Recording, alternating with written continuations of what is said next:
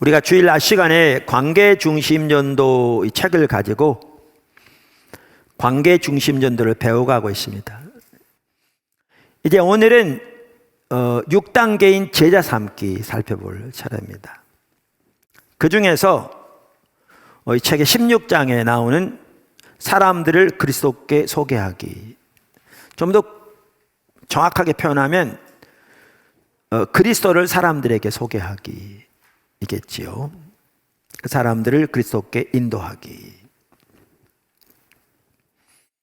오늘 나누고자 하는 부분을 이 책의 그 6단계를 시작하면서 이 맨 첫 페이지에 잘 요약해 놓았습니다. 잘 요약해 놓았습니다.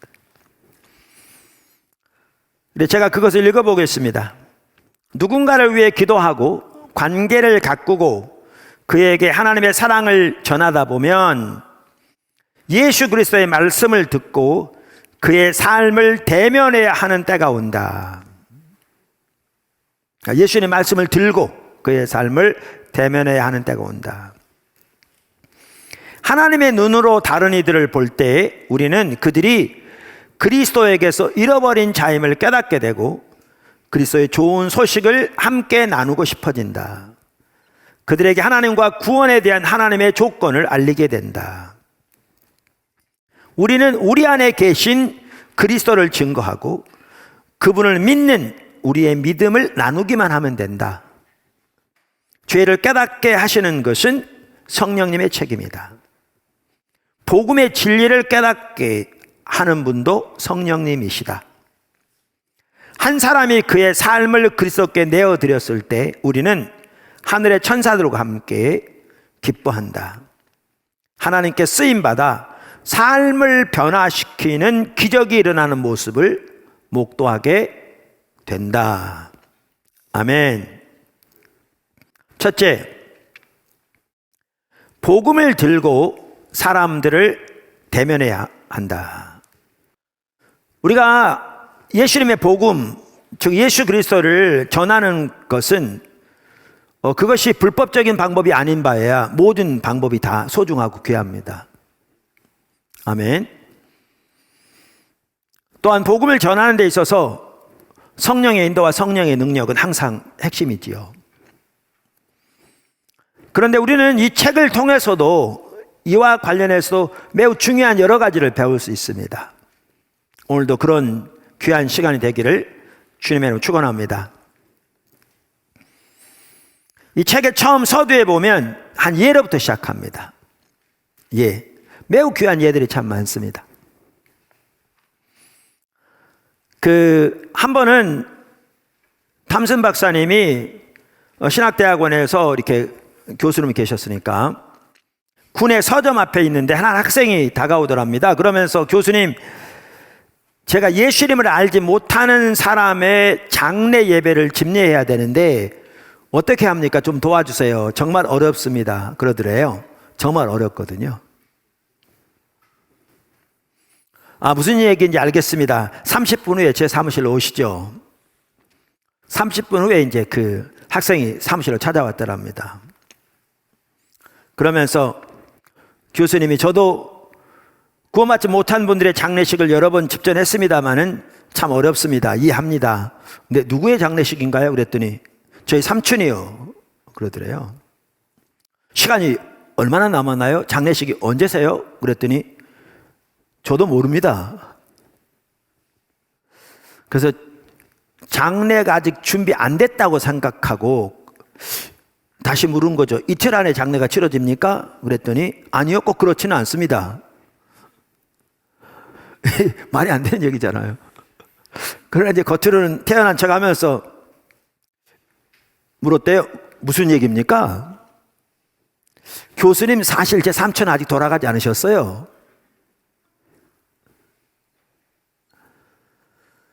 아니, 나한테 구원받지 못한 분의 장례식이라고 했잖아요. 예, 그건 사실입니다.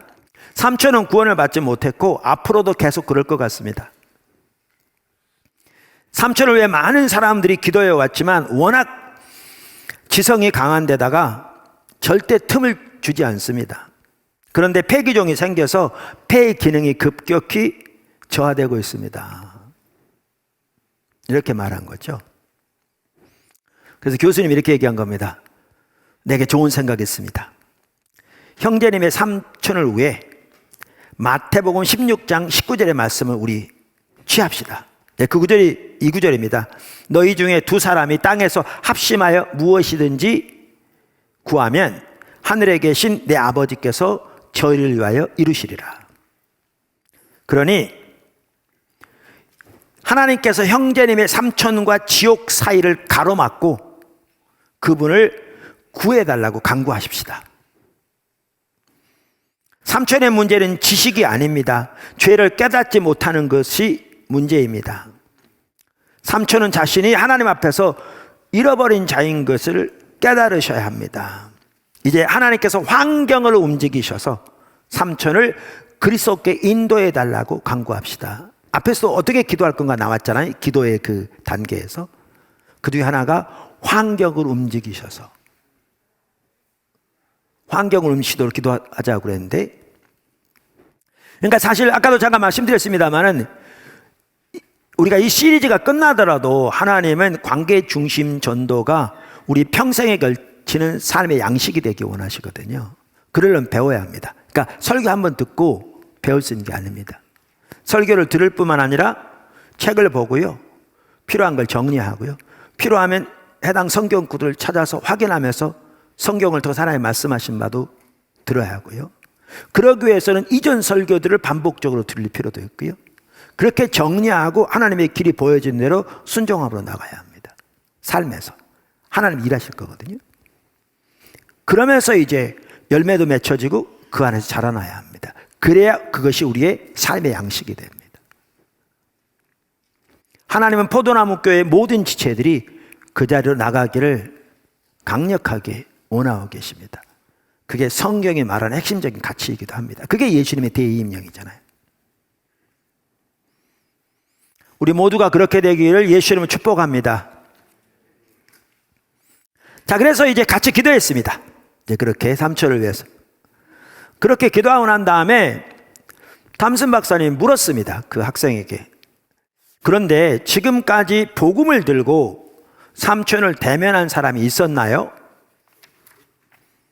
그랬더니 이제 학생이 대답하는 거죠. 네, 여러 사람들이 교회에 가자고 여러 번 얘기했어요. 아니요, 그 얘기가 아닙니다.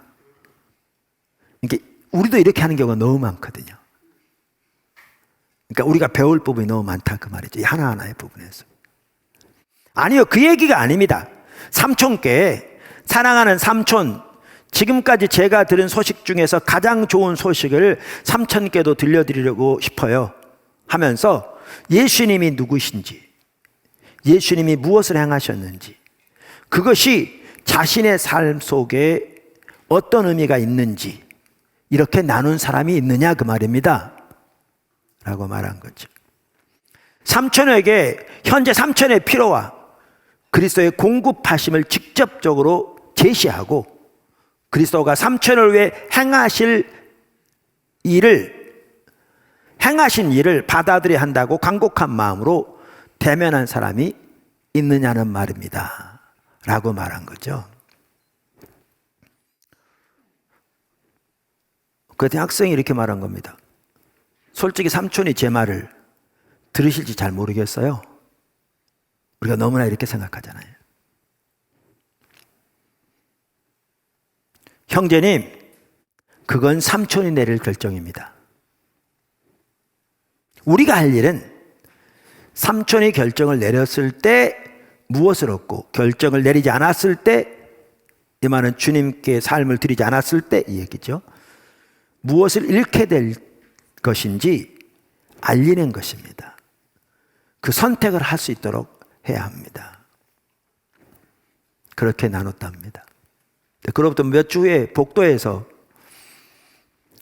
그 학생을 만나는데 학생이 그러더래요. 교수님, 삼촌이 예수님 영접하셨어요. 제가 난생 처음으로 복음을 전했는데 삼촌이 받아들이셨어요. 아주 단순한 진리로 대면했을 때 삼촌이 뭐라고 하셨는지 아세요? 그럼 삼촌이 하는 말을 전해주는데, 내가 신앙적인 얘기들을 믿을 수 없었던 건 사람들이 자신들이 무엇에 대해 얘기하고 있는지 내게 말해주지 않았기 때문이야 라고 말하더래요. 그러니까 아무도 자기에게 복음을 전해주지 않았다는 거죠. 그러면서 먼저 물어보기에는 내가 너무 교만했었고, 실제로 우리 주변에는 한 번도 복음을 들어보지 못한 사람이 너무 많습니다. 우리는 너무나 많은 경우에 교회에 가자고 얘기하는 말로 끝나는 경우가 이렇게 많습니다. 그래서 우리는 복음으로 대면해야 합니다. 복음으로 대면해야 합니다.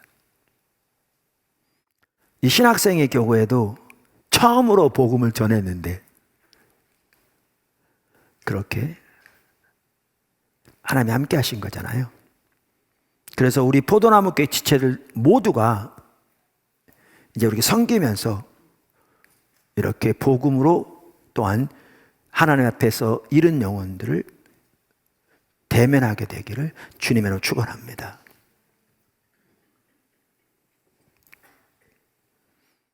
그러면서 탐슨 박사는 이렇게 얘기합니다. 바로 이것이다. 평소와 다를 바 없는 목소리로. 이런 말이 몇 번 나오거든요. 오늘 이 장만 하더라도. 이 얘기는 뭐냐 하면 복음을 제시할 때 설교하지 말라 그 말이죠. 강압적으로 하지 마라. 위협하지 말라. 멱살 잡듯이 하지 말라. 그 말입니다. 우리가 그렇게 하기 쉽거든요. 평소와 다를 바 없는 목소리로 예수님이 당신을 위해 하신 일, 우리 자신을 위해 하신 일, 그들을 위해 행하실 수 있는 일들을 이야기하라. 예수님이 누구신지, 죄가 무엇인지, 하나님이 어떻게 죄 사함을 주시는지를 사람들에게 대면하라. 그러면서 위대한 감리교 설교자 말을 인용해요. 나는 복음을 들었고 복음을 들었고 복음을 들었노라. 어느 날 하나님의 은혜로 나는 복음을 들었노라. 이 말이 뭘 같으세요? 들었고 들었는데 어느 날 깨닫게 하셨다 그 말이에요. 아까 오늘 본문 말씀에 바람이 어디서 와서 어디로 가는지 모르는데 성령으로 난 사람도 그러하다고 그랬잖아요. 우리는 신실하게 주님이 기회를 주시는 대로 사람들을 복음으로 대면하면 일은 그분이 하시는 거죠. 때로는 우리의 기대와 생각과는 전혀 다르게. 할렐루야.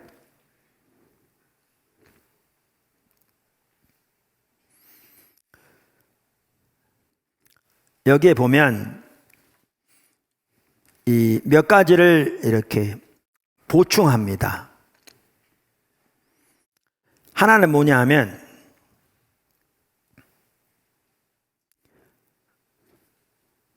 우리가 관계의 동심 안에 있는 사람들을 섬기다 보면 아까 처음 서론 때 말한 것처럼 사람들을 복음으로 대면할 때가 온다는 겁니다.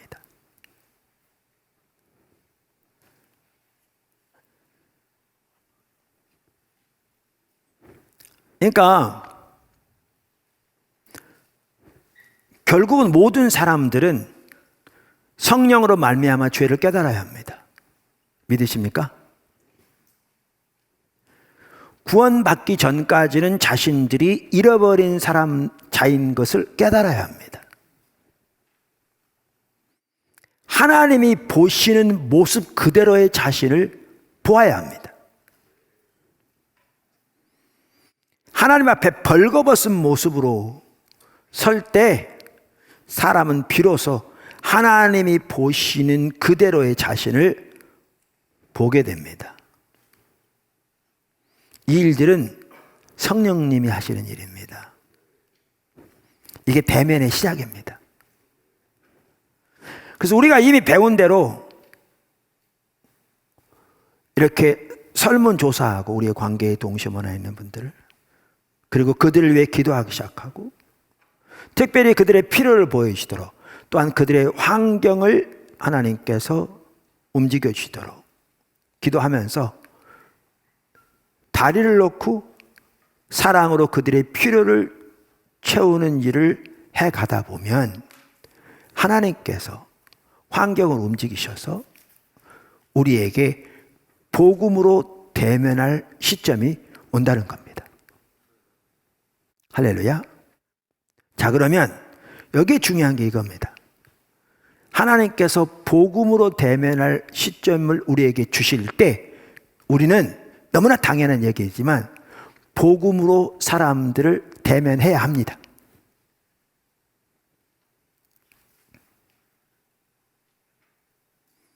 다시 말합니다. 똑같은 얘기를 반복하느냐 그러는데 아니요. 우리가 이렇게 사랑으로 섬기다 보면 복음으로 사람들을 대면할 때가 오는데, 그 때가 오면 우리는 반드시 복음으로 사람들을 대면해야 합니다. 할렐루야.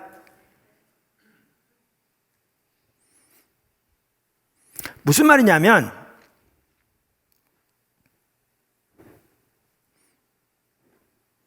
이 책에도 나오지만 우리는 기도하고 또 기도하고, 그래서 하나님께서 우리 옆구리를 찌르시면서 이제 복음으로 대면할 때고 왔다고 말씀하시는데 우리는 침묵하기 쉽다는 겁니다. 입을 다물기 쉽다는 거죠.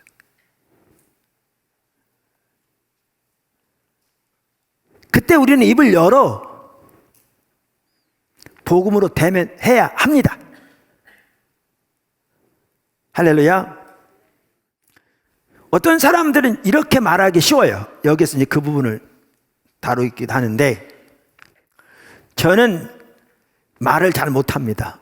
다른 것은 말을 잘하면서. 그래서 저는 사람들에게 삶으로 보여줄래요.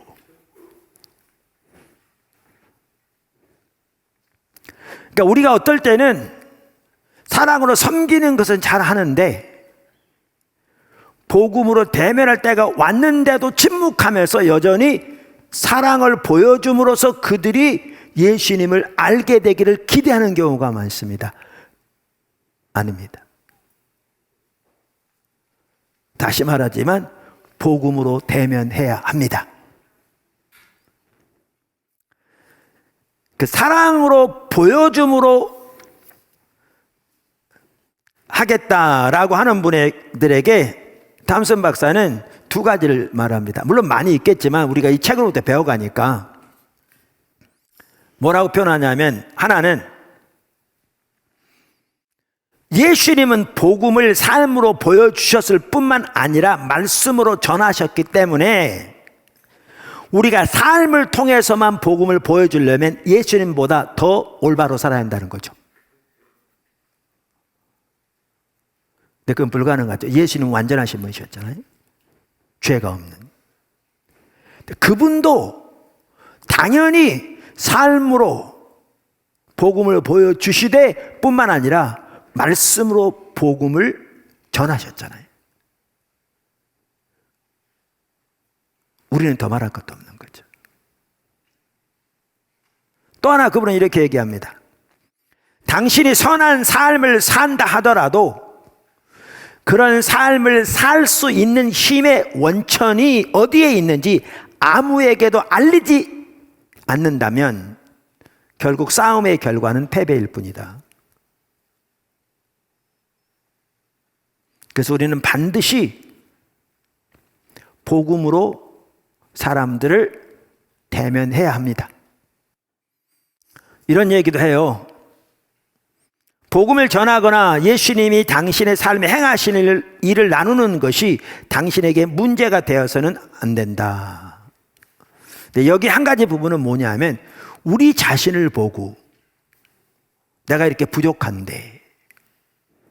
그래서 복음으로 대면하는 것을 주저하는 사람들이 적지 않습니다. 제가 주일마다 여기 설교하는 것은요, 저는 여기서 여러분들에게 설교할 수 있을 만큼 충분히 의로운 삶을 살고 여러분보다 훨씬 뛰어난 삶을 살기 때문이 아닙니다. 그럴 때만 설교할 수 있다면 1년에 몇 차례나 설교할 수 있을까요? 거기다가 내가 그렇게 충분히 할 수 있다고 설교할 때 나는 그때가 최악일 겁니다. 왜냐하면 내 의를 의지해서 하는 거잖아요. 가장 악할 때죠.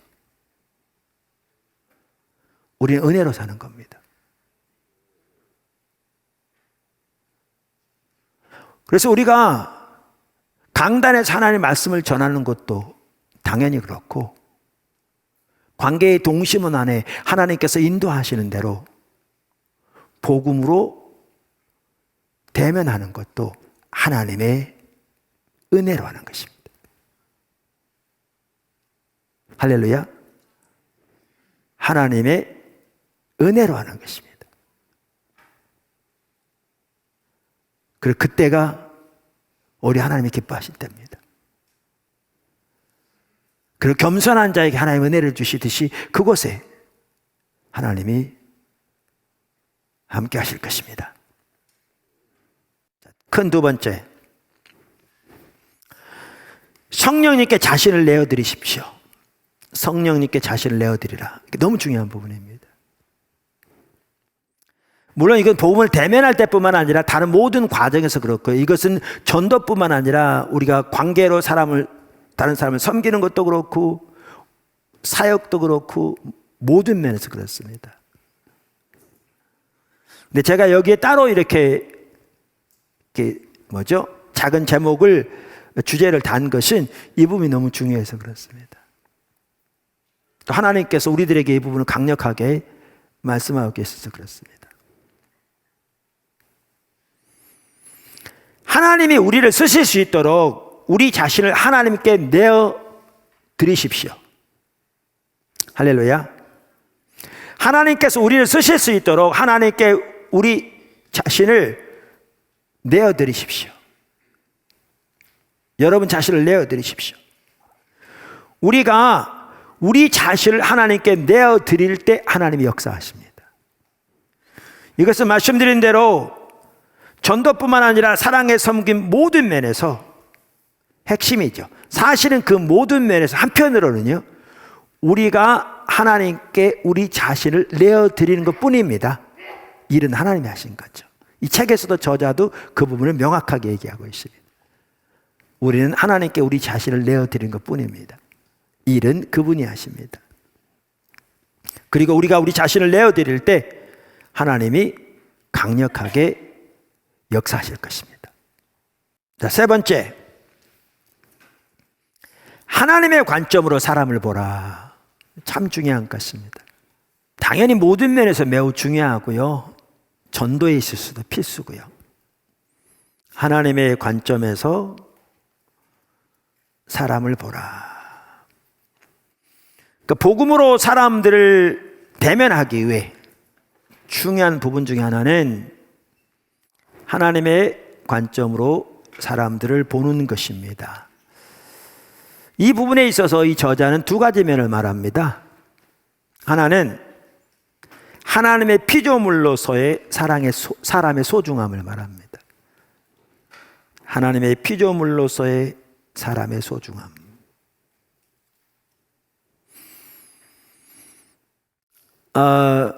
이 책 270쪽에 보면 하나님의 눈으로 인간을 보라 그러면서 하나님께 가까이 갈수록 인간의 생명을 더 소중히 여기게 된다. 할렐루야. 제가 다시 읽어보겠습니다. 너무 중요한 부분입니다. 하나님께 가까이 갈수록 인간의 생명의 소중함을, 생명을 더 소중히 여기게 된다. 여러분의 자녀 이렇게 태어나서 처음 얼굴 볼 때 병원에서든지 얼마나 소중합니까? 근데 사실 이게 한편으로는 우리 모두가 가져야 할 자세입니다. 그러니까 하나님께 가까이 갈수록 하나님의 형상으로 창조함을 받은 모든 사람의 소중함을 우리가 볼 수 있어야 되는 거죠. 생명의 소중함. 사실 여러분, 사회 모든 부분에서 기독교가 해답인 줄 아십니까? 사람들이 몰라서 그렇죠. 모든 인류가 외모와 인종과 그 무엇에 상관없이 하나님의 형상으로 창조함을 받은 하나님의 피조물이며, 그래서 그 한 사람 한 사람의 생명이 소중함.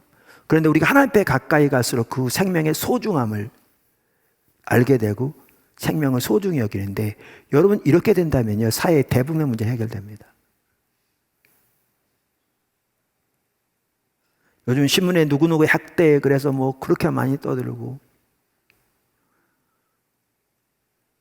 그 무덤까지 뭐 사람들이 뭐 수만 명이 왔다 가느니 얘기를 하고, 그렇지만 그 일이 지나면 동일한 일들이 계속 반복되고 조금도 변하지 않는, 해답은 올바른 신앙입니다.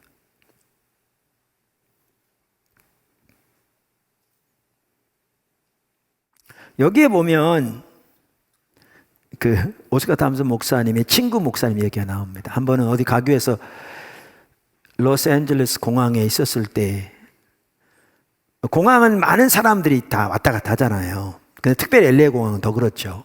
온갖 종류의 인종, 온갖 종류의 사람들, 옷차림, 뭐 외모, 다양한 냄새, 다양한 얼굴, 다양한 걸어다니는 모습. 근데 한참 이거 보고 있는데 어느 순간에 자기가 사람들을 판단하고 있더래요, 그 목사님. 왜 저 사람은 저럴까? 뭐 등등. 근데 주님이 옆구리 쿡쿡 찌른 것 같더래요. 얘야 조심해라. 다 내가 만든 사람들이란다. 그럼 정신이 번쩍 들더랍니다. 그리고 그 순간 하나님의 눈으로 사람들을 보게 됐답니다. 그랬더니 그 한 사람 한 사람이 정말 말로 표현할 수 없을 만큼 소중한 존재로 보이기 시작하더래요. 우리에게 이 은혜가 같이 있어야 될 줄로 믿습니다.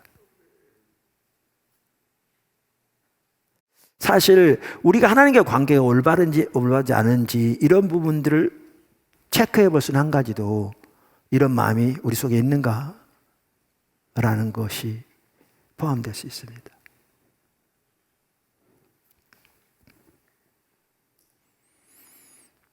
그래서 하나님의 관점으로 사람을 보되 한 중요한 것은 모든 사람이 하나님의 피조물로서의 그 소중함, 우리가 볼 수 있어야 되고요. 또 다른 하나는 모든 사람은 그리스도를 알지 모르는 사람은 그들이 외부적으로 어떠한 사람들인지 하나님 앞에서 잃어버린 자라는 사실이죠. 이걸 볼 수 있어야 합니다. 그러니까 아무리 돈이 많든지, 아무리 좋은 차를 타든지, 아무리 얼굴이 잘생겼든지, 아무리 공부를 많이 했든지, 아무리 세상의 지위가 높든지, 아니면 그 반대이든지, 우리 너무나 많은 경우에 그 외모로 사람을 판단하고 이해하기 쉽거든요.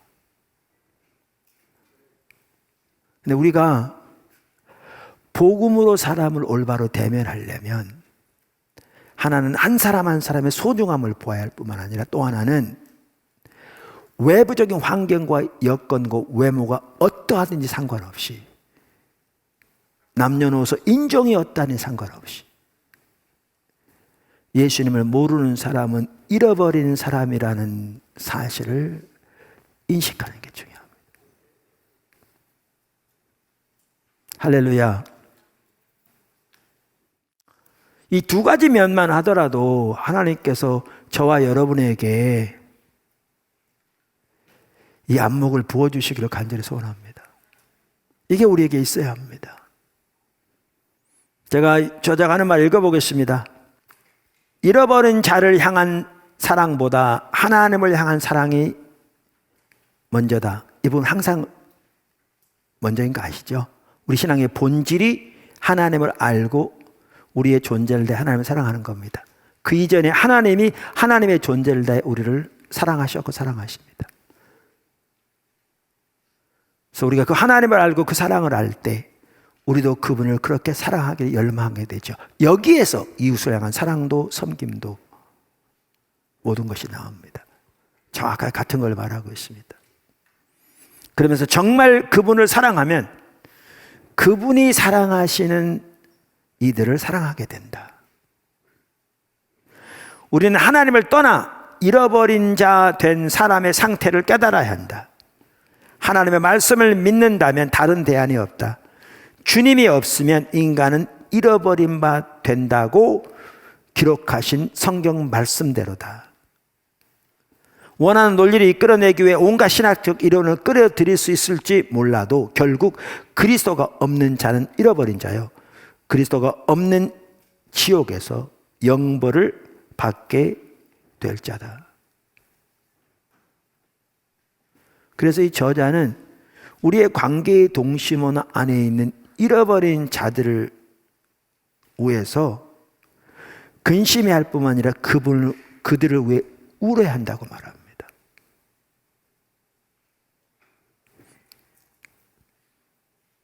다시 말합니다. 복음으로 사람들을 대면하기 위해서 중요한 한 가지는 하나님의 관점에서 사람을 볼 수 있어야 합니다. 그 하나는 하나님의 형상으로 하나님과 친밀한 교제를 위해 창조된 한 사람 한 사람의 생명의 소중함을 보는 것이고, 다른 하나는 어떤 외부적인 여건에 상관없이 예수님 모르는 사람은 잃어버린, 그리고 그들을 기다리는 운명은 그토록 심각한 것이라는 사실을 인식하는 것입니다. 그분을 알지 못하는 잃어버린 자들을 생각하며 우리는 울어야 한다. 그리스도가 없으면 나는 아무 소망 없이 처절하게 잃어버린 자다라는 사실을 깨닫기 전까지 인간은 변할 수 없다. 그러면서 우리의 관계의 동심원 안에 있는 2, 3, 4, 5, 6, 7까지 그들에게 남아있는 시간이 얼마 있는지 모른다. 그러니까 그들을 위해 근심하면서 울 뿐만 아니라 하나님께서 인도하신 대로 복음으로 대면하는 우리가 돼야 한다. 이렇게 강력하게 말하고 있습니다. 예수님이 말씀하셨잖아요.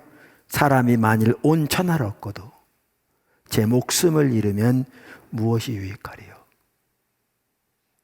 이게 모든 이런 영혼들에게 절박한 말입니다.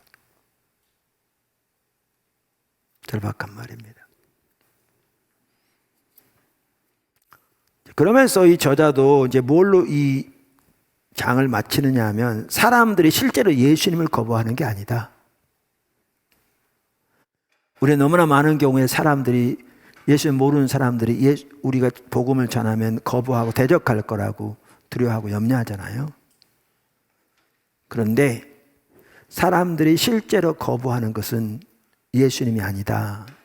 맞는 말입니다. 무슨 말이냐면 사람들이 거부하는 것은 성경이 말하는 참다운 예수님이 아니고요, 세상에 희화된 예수님입니다. 이 책은 말하듯이 사람들이 거부하는 것은 교회교, 왜곡된 제도화된 종교를 거부하는 거지 진정한 예수 그리스도, 진정한 하나님을 거부하는 게 아니다. 제 아내는 그랬다고 그러더라고요. 어렸을 때 대학 나온 사람들이 하나님 모르는 게 안 믿는 게 너무 이상했대요. 지금도 그래요. 우리 하나님을 알면 누가 그걸 거부하겠는가? 하나님 올바로 알면.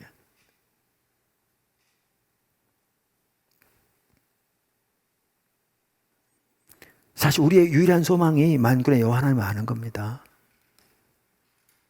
그게 우리의 모든 문제 해결입니다. 우리 영혼의 구원뿐만 아니고요, 우리의 삶의 가정에서도, 사회에서도, 부모와 자녀 관계에서도 모든 면에서 하나님을 알고 하나님의 사랑 가운데 가며 하나님의 길로 향하는 것이 해결책입니다. 아까 말씀드렸잖아요. 우리가 하나님께 가까이 갈수록 하나님의 피조물인 인종과 나이와 연령과 외모에 상관없이 한 사람 한 사람의 생명의 소중함을 또 깨닫게 된다는데, 우리가 그렇게 선다면 사회 대부분의 문제는 금방 해결될 겁니다. 그러면서 이 저자는 이렇게 하나님이 얼마나 위대한 분인가, 천지를 창조하신 분이잖아요. 그래서 우주의 크기도 얘기합니다. 우리가 우주의 크기를 잴 때는 빛의 속도로 재거든요. 빛은 눈 깜빡 똑딱 할 때 지구에 7바퀴 반 돈다, 뭐 이런 얘기 있잖아요. 1초당 29만 9,792km로 간답니다. 킬로미터. 제가 알기로는 여기서 태양까지 8분이가 걸립니다. 빛 속도로 가면. 그 빛이 1년간 거리를 1광년이라고 그러는데 9조 4,670만 킬로미터랍니다. 우리가 사는 은하계가 이쪽 끝에서 이쪽 끝까지 약 10만 년 걸린답니다. 빛의 속도로. 근데 이 우주에는 10억 개 은하계가 있답니다. 대략. 이걸 하나님이 창조하셨습니다. 그분이 우리를 그분의 형상으로 창조하시되 친밀한 교제를 나눌 사랑하는 가족으로 창조하실 뿐만 아니라 이 땅에 하나님의 목적을 위한 동역자로 창조하셨습니다. 인간이 하나님을 등지고 배반하여 자기가 스스로 자기 하나님 대해 죄 가운데 하나님을 버렸을 때에도 하나님의 독생자 예수 그리스도를 우리를 위해 이 땅에 보내셔서 우리 죄를 지고 십자가에 못 박혀 돌아가시게 하셨습니다. 그리고 죄와 사망과 사탄의 권세를 멸하시고 부활하게 하셨습니다. 우리는 사람을 그분께로 인도하는 겁니다. 그분과의 그 친밀한 교제로, 그 사랑의 관계로, 그분 안에서 복된 삶으로. 그러면서 이렇게 이 장을 맺습니다. 저는 이 부분 참 우리가 좀 볼 필요가 있다고 생각합니다. 무슨 말이냐면, 한 번은 이렇게 하나님의 그 위대하신 시편 기자가 말한 하나님의 경이로우심에 대해서 말하고 하나님의 구원의 계획을 말하고 이 놀라운 역사를 일으키실 때 당신은 어디 있었느냐 그러면 초청을 했는데 20대 젊은이가 나오더랍니다. 눈물을 흘리면서 예배 시간에 이제 초청할 때, 저는 형편없는 사람입니다. 저는 예수를 믿어야 합니다. 그래서 예수님을 그날 믿고 구원받았는데, 그러면서 젊은이들에 대해서 이렇게 얘기합니다. 젊은이들에 대해서 한번 읽어보겠습니다. 젊은이들이 왜 사교 혹은 이교, 이단에 끌려든다고 생각하는가?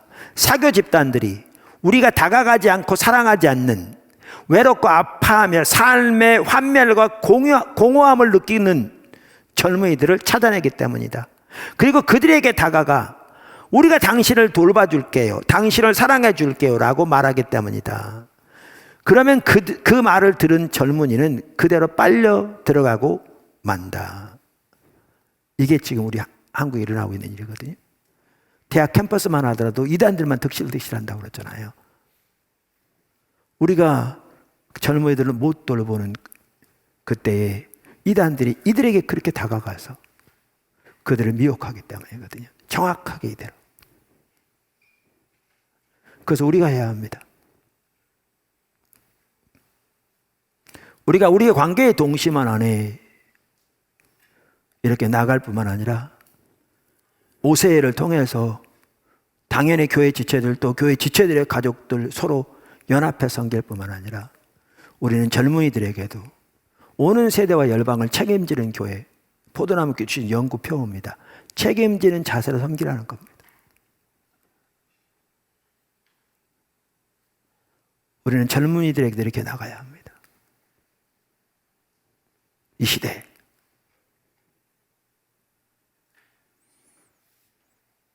할렐루야. 우리는 관계 동심원 안에 있는 이들을 복음으로 대면해야 한다. 잃어버린 자들이 하나님께 나아갈 수 있도록, 구원에 다가갈 수 있도록 우리는 하나님의 사랑의 통로가 되어야 한다. 그들을 제자로 삼기 위해 반드시 복음으로 대면해야 한다.